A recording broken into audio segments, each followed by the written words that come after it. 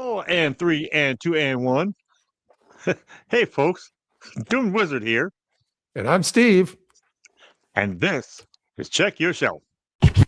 Far o'er the misty mountains cold, to dungeons deep and caverns bold, we must away ere break of day,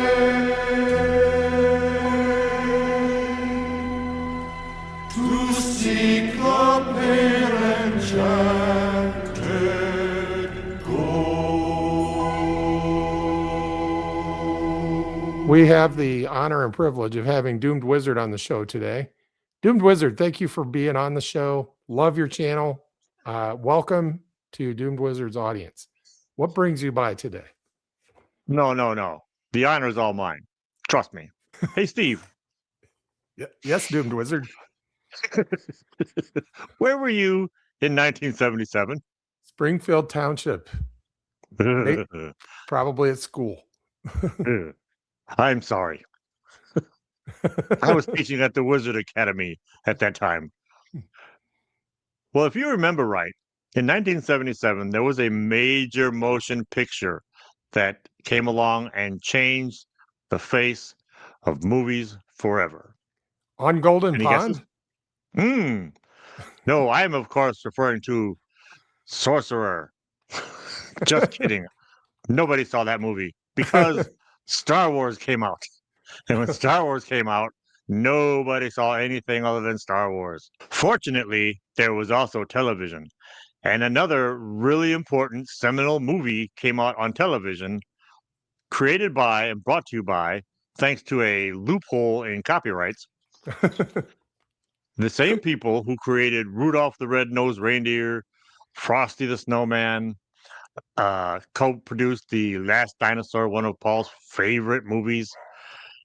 I'm, of course, referring to Rankin and Bass's version of The Hobbit. Some folks say I look a little bit like Santa in Rudolph the Red-Nosed Reindeer. Anyway, along with that movie, which I can't praise that movie enough, it's fantastic. Along with that movie, they produced a movie tie-in art book.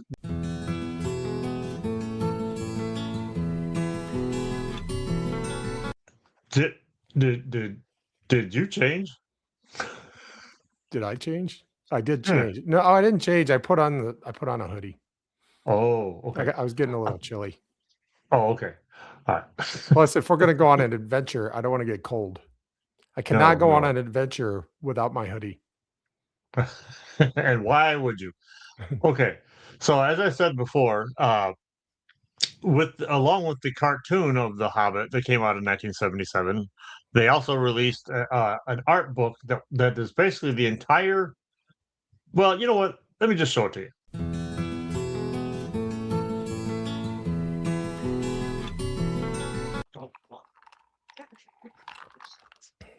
I'm drinking an ale. Oh.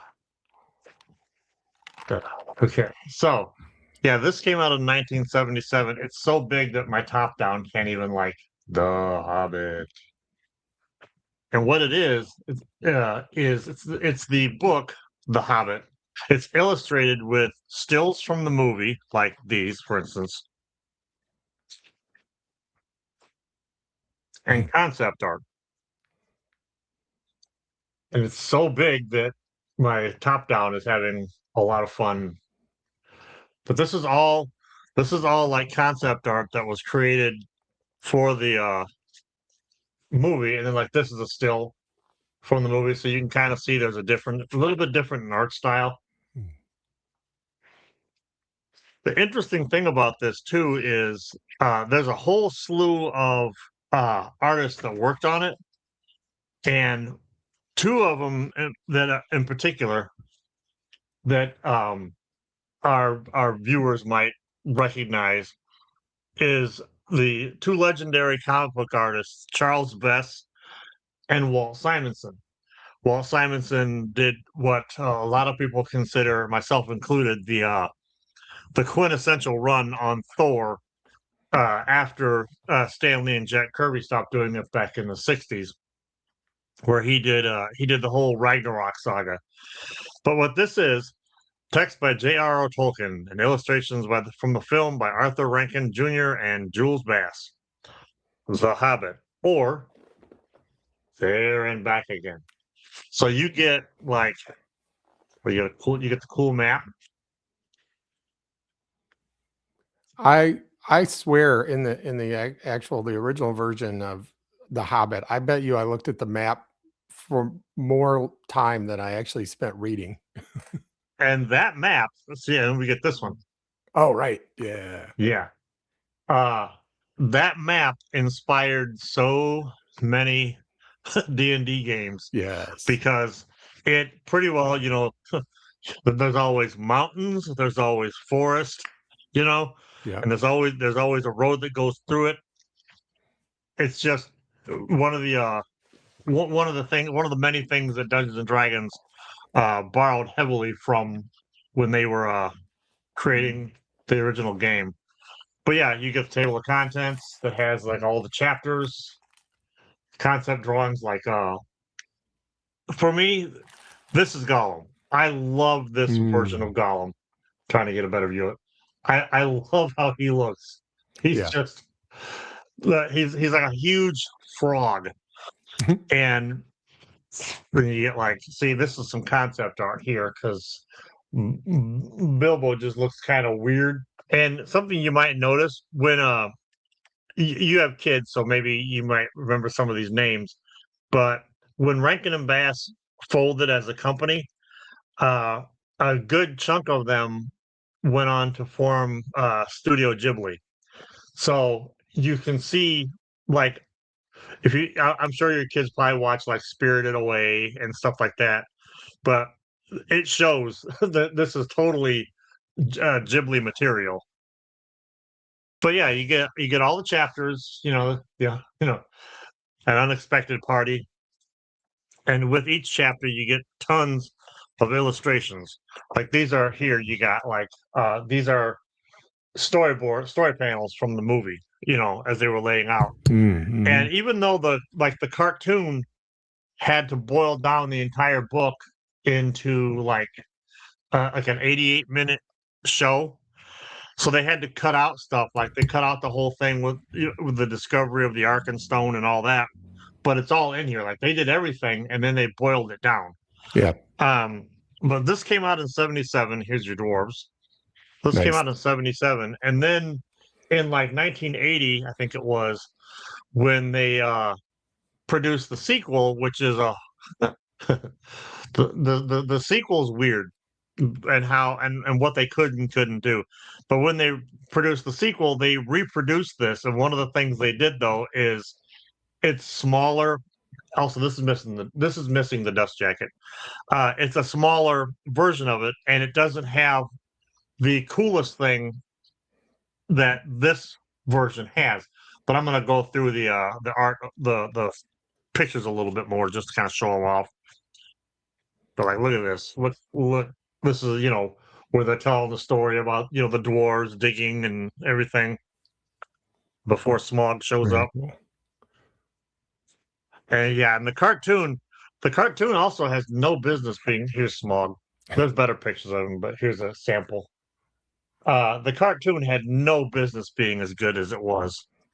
They dumped all their eggs into it. I mean, the caliber of people they had in the movie. Here's the trolls. Come on, my boy, put your eggs into it.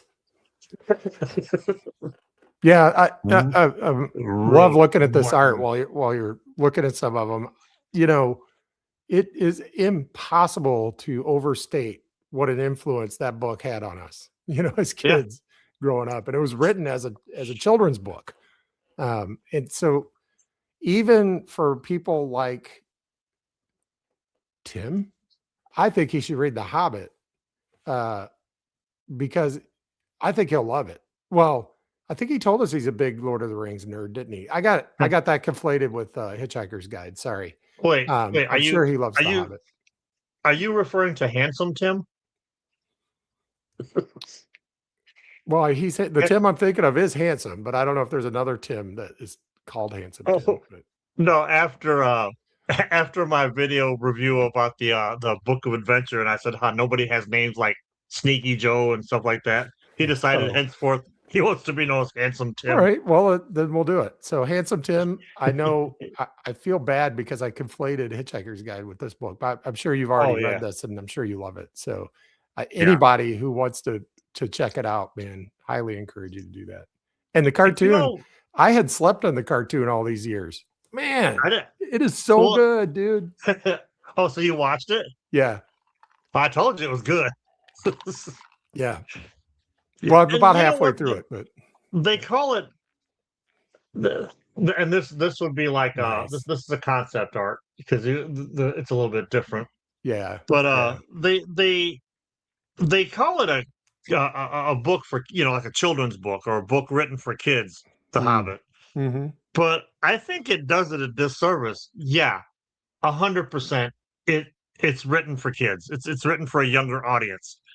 But I'm 50, almost 58 years old, and I will still read that book. Look at Elrond Sure. with his cool, What?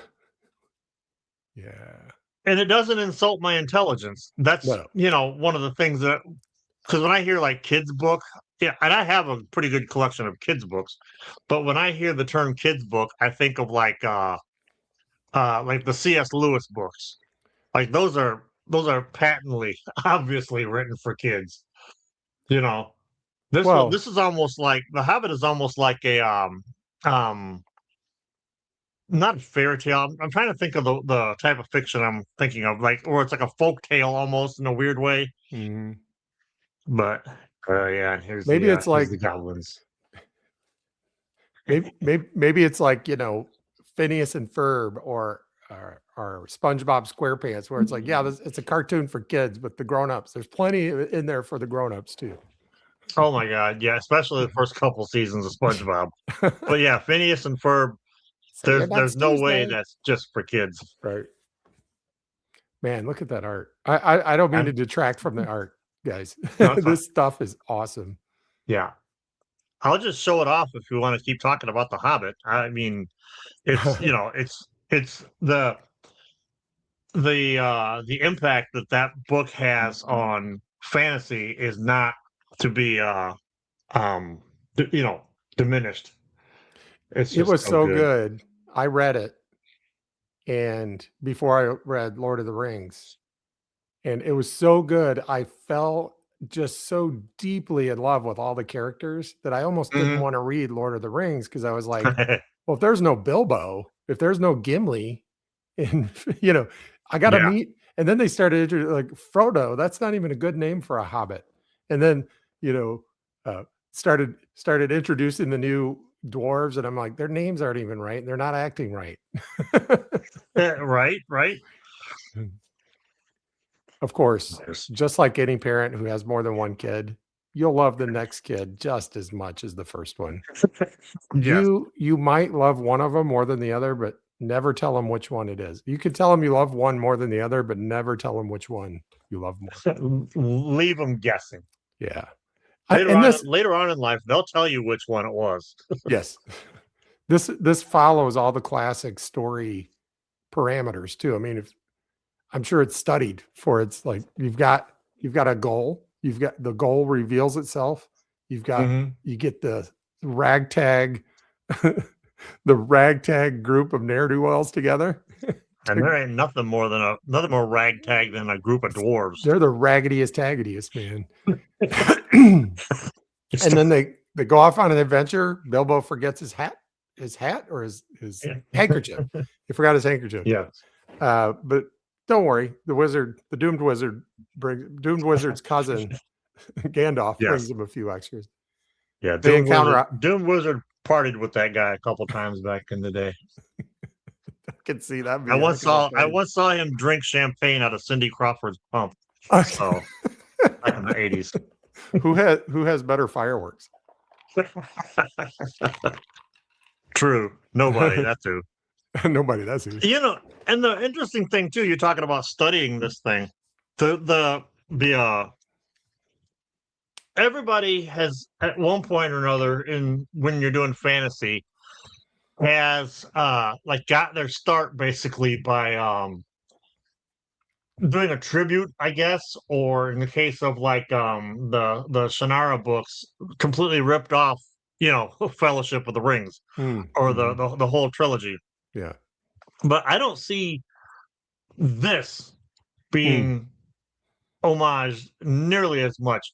I mean, maybe in D&D when you're dealing with like wilderness adventures, it's 100% homage.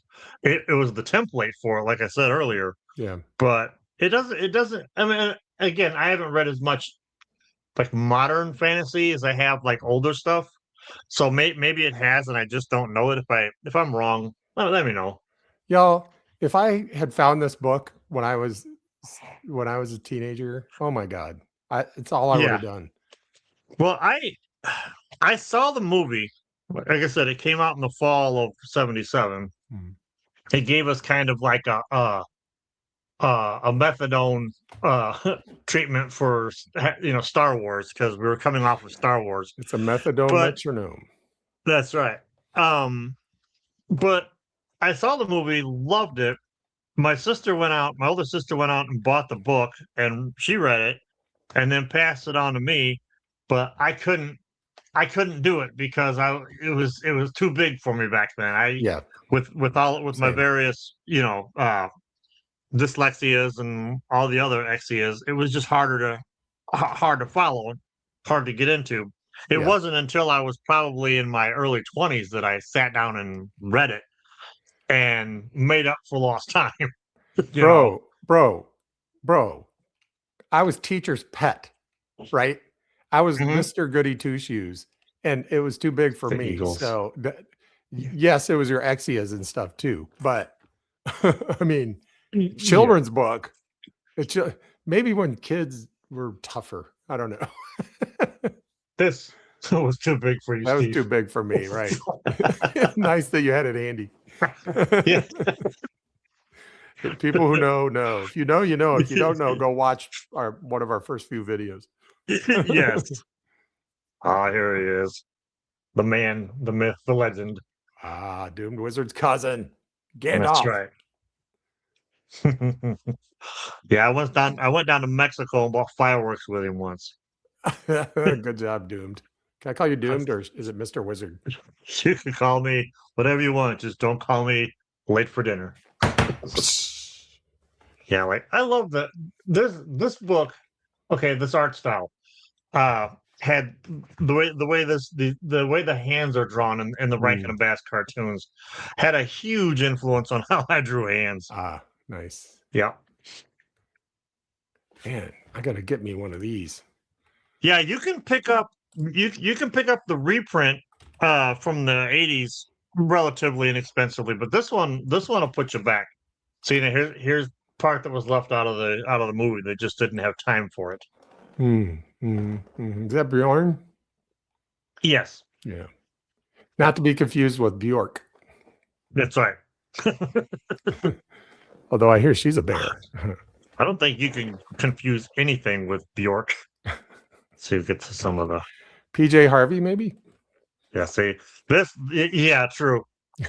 This might have been a little bit too much for a kid's cartoon, so part of the reason why they left him out of it, like goblin head strung up and the dire wolf.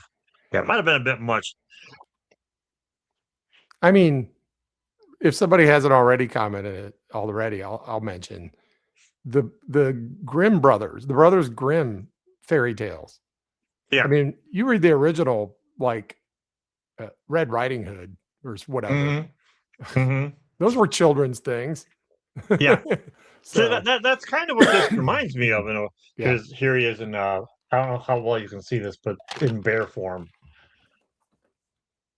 just walking through the woods. But I'm gonna jump ahead just a little bit to what makes this version the superior version of the two books is you get this is where the wood elves, right? Are you ready? I'm ready. What? Yes. Look at this. Oh it my just god! it just goes and goes and Wow. goes. Yeah. Wow. Yep. It's amazing. They have these images in that book. They just didn't have the oop, I'm all caught up in my cord. They just didn't have the format to be able to do it again. Probably printing costs may have been different back then, or and later on. But Let me what look they at. did with the I was gonna say, let me look at them Wood Elves for a second, because I've never had an accurate rendition in my head, and I don't think the movie, the Peter Jackson movie, did them justice. no. Because you hear elf and you think, oh, beautiful, nice, Yeah. sophisticated. I'm like, not these guys. Yeah. And I love have you in the cartoon, have you gotten to the elves yet? The Haven't wood gotten, elves? haven't gotten there Okay, yet. I won't say anything then. Okay. Because right. you're in for a treat. All right. But yeah, and look at this. Here's the king of the I forget what the Elven King's name is. Yeah, I forget too. Yeah. Yeah. But yeah, this is Yeah. Not necessarily a nice dude. no, the elves aren't really, the majestic sweethearts that Right. they've been made out to be as time has gone on. Well, But not to get too meta, but if you look at, right now from the barrel. oh yeah, that looks exactly like I had it imagined, actually. Mhm. This book, that's the other thing too. This cartoon and this book has altered my perception of the Hobbit. Yeah. That when I read it, this is what my mind sees. So the influences on Tolkien, I famously he was there. I was there, Gandalf, 3,000 years ago. He was at the Great War, right? Yeah. And so when you think about the various factions in the Hobbit, the Wood Elves, the dwarves, the townsfolk, the hobbits, everybody, there are no permanent alliances, only self-interest, right? Only national interest. So those Wood Elves might have been fantastic people. You come wandering through their woods when goblins are on the loose, you might not get treated like super nice, right? Right. Wow. This is where the door is, right? The hidden door. This is the Oh, line. the Moonstone. Thrush, Yeah. Yep. The thrush was up on the, Oh yeah. rock there. Yeah. The virgins are all trimming their wicks. Yeah, see, here's the thrush. Nice. I don't know why thrush reminds me of The Man Comes Around. The thrush was on the mountain. The virgins were all trimming their wicks. And here's Bilbo doing what he was paid to do, burgle something. Go burgle. What do you do? I'm the burglar. What do you do? I burgle. Yeah. And then here he is. That sleeping dragon's lie. Oh. Smaug. Who is magnificent in the movie. I would like to do a review of the maybe get a couple of guys together and girls. Get a couple of the Pope Island together and maybe review the movie of The Hobbit from Lord of the Rankin and Bass version, because it's almost lost the time in a weird way. Like not a lot of people our age and whatnot. Now my kids grew up on it, obviously, but I don't know why he's green here. Maybe he's oxidizing or something. But and then here's like a lobster. You cook a lobster, it turns red. Right. Here's a little, which is a shame because lobsters are pretty till you cook them and then they're red. Here's a little Bilbo down here. They're delicious. Wonder what dragon tastes like. I'm imagining swordfish. Dragon's a filthy animal. I'd never eat dragon. Yeah, but fire kills everything. Just that small. But yeah, here he is. Wow. Yeah, his voice in the cartoon is amazing. But I won't go into it too much. So I don't want to. I like the idea though of getting getting some guys and girls together to watch it and talk about it. I like it. Yeah. Yeah. So maybe we'll if you're interested, let us know down below because it would be fun. I know we've pretty much all seen it, and those of us that haven't, I think it's on Prime. It used to be on YouTube, but It is know. on HBO Max. oh, HBO Max. Okay, Yeah. Yeah. I have the Maybe DVD. I can bootleg. I could bootleg it. I could just Mm. put it on HBO Max and get my phone out and And like, settle hey, in. remember when that was a thing people did? I'll do like get my just so nobody catches me bootlegging it. You literally look like one of those guys in the theater. That my inspiration is that guy in Seinfeld. Oh yeah, yeah.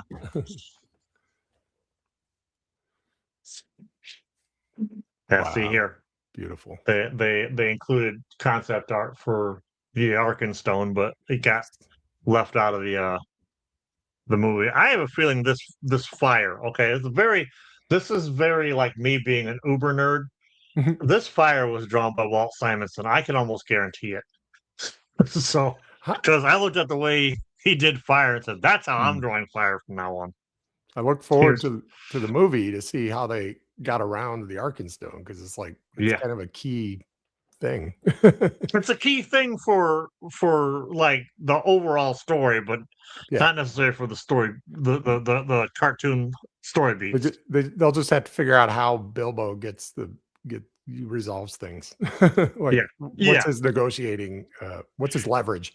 Well, he's a clever fella. Yeah, here's Smog, just mad as hell. Got, I would be too. Look, this is Smog doing his Boromir impression.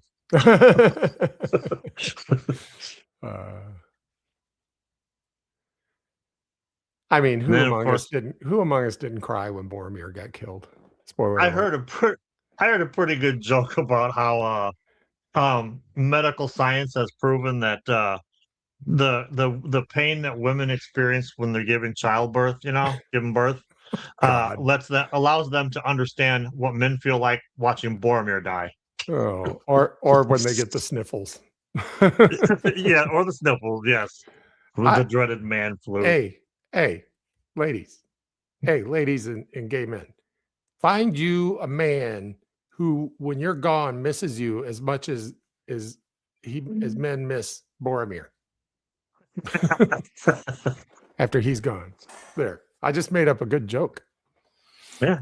I should tell it. We'll see how it lands. Sorry, Doomed. Sorry, Doomed Wizard. Paul's used to it, but yeah. He's told me. Here's some great concept art of was it Bard the Guard? Oh yeah, Bard the Guard. Bard the Guard. Yep. Bard. I wonder if he was named after Shakespeare, the Bard. I don't know. Or maybe he's a pirate. Bard. And then here's the armies forming, for the finale. The 5 armies.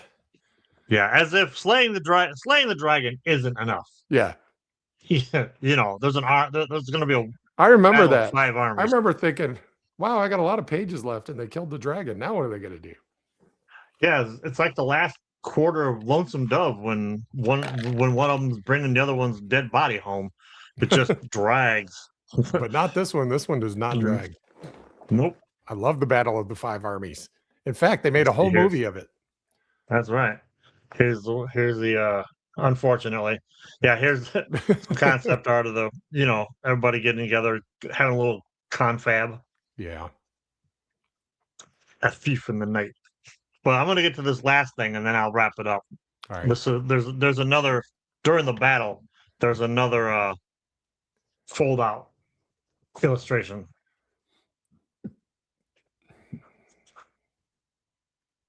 Oh my Lord. Here we go. Yeah. I know what I'm asking for. It's so big I birthday. can't get it in the frame. But yeah, it drags along and along and along and a lot's happening in this. And you get up here, we got some of the goblins on their wards. Yeah, this is just something else. Man, this dude's like he's not going down without a fight. He's like, one of us is leaving here in a bag. And I'm gonna try to make sure it ain't me. Yeah, I was gonna say both of us are one of us. Yep. And of course, here's when suddenly they're all brothers. Yeah. Yeah, this is just such great stuff, and here they are coming down just charging through. Nice. Yeah, and this book is also why in Dungeons and Dragons, like dwarves and elves don't see, other than physically, they just don't see eye to eye. Yeah. It's because of this. Yeah. And You got some history. Here come America. Anyway, just yeah, think if Ben Franklin had gotten his way, these would be turkeys flying in there to save the day. Oh man, that would be hilarious. America. The turkeys are Yeah. coming. Dun dun dun dun dun. Yes. I love how basically Bilbo sort of sits the whole thing out. Yeah, he's just like, I'm a burglar, not a fighter. That's right. I'm a burglar, not a fighter, baby. So there might be one more good and here's some concept on the way home. Is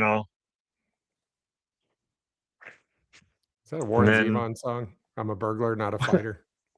It might as well be. And then here he is at home, and once again, with his his warm fire and his hot butter and the ring. And some bacon and his larder. Oh, and the ring. That's right. Yeah. Yeah, this is a great book. But it is why I consider this book the greatest edition of the greatest adventure. It's $210 on abebooks.com. First edition. Yeah, that's that. And I don't even think that one does it have the dust jacket? Let's see. Well, who knows anymore? Yeah. Does the one you have there have the No, but the dust jacket has a picture of they're fighting smog and stuff, and yeah, that's what I thought. That one, yes. You're showing me the dust jacket, right? No, this is just the book. I don't have the dust jacket. I don't have it with this. That's a This is stock actually- image, so I can't tell. Oh, no yeah. jacket. It says no jacket. And it's still $200. Yep. Yeah. With the dust jacket, it's probably more. But this is actually my girlfriend's, but she's cool enough to let me show it off. We were organizing some books the other day, a couple months ago, and I saw like this much, and I'm like, wait a minute, What it was. I recognize that watercolor wash. Like, what? But it was her dad's, and her dad gave it to her. Hey, Oh yeah. hey, dude, hey, fellas and gay ladies, find you a woman that has the Hobbit Illustrated Edition, first edition. Yes, I highly recommend it.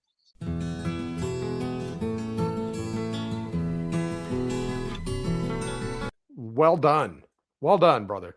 I know you have your own Thank you. channel, so you're well practiced in this kind of thing. But Yeah, I haven't been very busy over on that channel. I've been off having adventures, even though I'm a high enough wizard in Dungeons and Dragons that going on an adventure isn't just certain death for a wizard.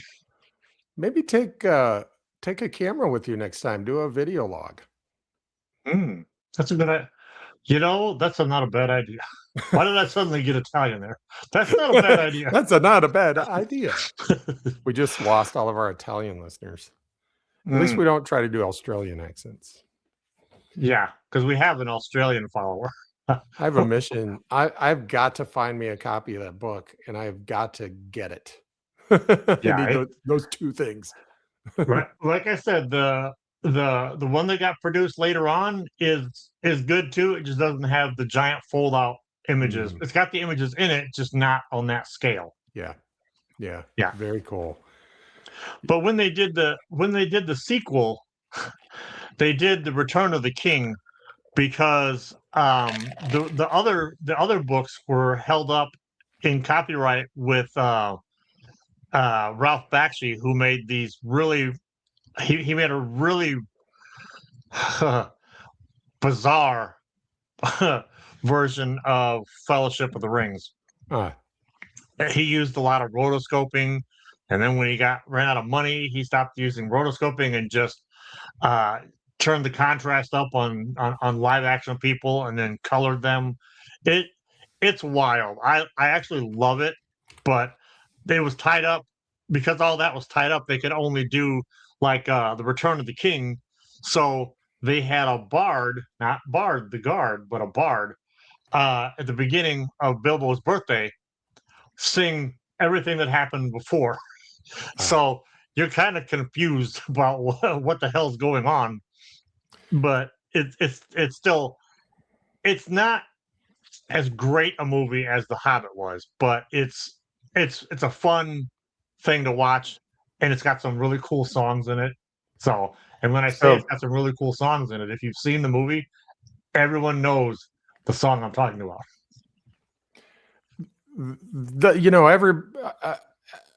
I know what rotoscoping is, but everybody else might not. So can you tell everybody else? I mean, I know what it is, but other people. I have no doubt you do. Your best friend is an artist. How could you not know? Of course I know, but I thought I'd give you the honor of explaining it. It's not like you would drop the ball on that or anything. Yes. Well, rotoscoping is what happens when they would film. They would set up models and film scenes, and then take those take stills from those scenes and essentially trace them and use them as like every fifth or sixth frame, so that it looks, you get kind of a weird uncanny valley effect. So the movement is fluid, but some people don't like it. I think it's great. And they used that technique for a Fellowship of the Rings thing, and it didn't. Or they used it for the Two Towers one. They used it for Fellowship. Okay. If I remember right, that movie ends like right smack in the middle of I think the Battle of Helm's Deep. And Two Towers. There was I don't remember. Well, the book ends. Fellowship of the Ring ends with them. Boromir gets killed, and then spoiler alert. And then they're chased. They figure out the Hobbit, the Merry and Pippin have been stolen away, and then they start running across country to try to catch up with them. Oh yeah, no, it ends halfway through the second book. Oh, got it. All right, so because they were going to make a sequel, but they just didn't have the money. But now to go off on a tangent here, Bakshi did do one of the greatest animated fantasy movies ever. Mm-hmm. That movie is called Fire and Ice, which I think is also on HBO Max or maybe Prime or maybe even YouTube. Would they rotoscope that one too? Oh God, yes, and it's rotoscope the hell out of it. Art. Yeah, it's a work of art. He worked with Frank Frazetta to create the look for everything. So you get a very sword and sorcery, all the stuff we love in this thing. And the script was written by, we're getting off on a tangent here. The script was written by Roy Thomas, who everybody knows was the guy who wrote adapted all the Conan stories for Marvel. Yeah. So it knows exactly what it is, and it gives us exactly what you want. But you know what I want. Well, Doomed Wizard, I don't think we're going to do any better than that. Is there anything that you wanted to tell our listeners before we sign off here? No, I think I'm good. Okay. I'll link my channel magically down below. I haven't been on it lately because I've been a little busy doing adventures, but I do plan on doing more videos soon. All right. Great. We'll try to keep up with you. That having been said, I'm Steve. I'm the Doomed Wizard. And the next time you're looking for something to read or watch,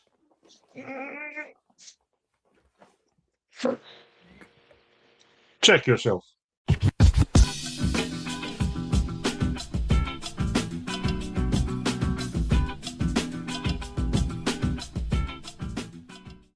you know what? Bilbo falling down and that ring just kind of falling onto his finger gives credence to every man who's ever cheated on his wife and said it was an accident. It was an accident, baby.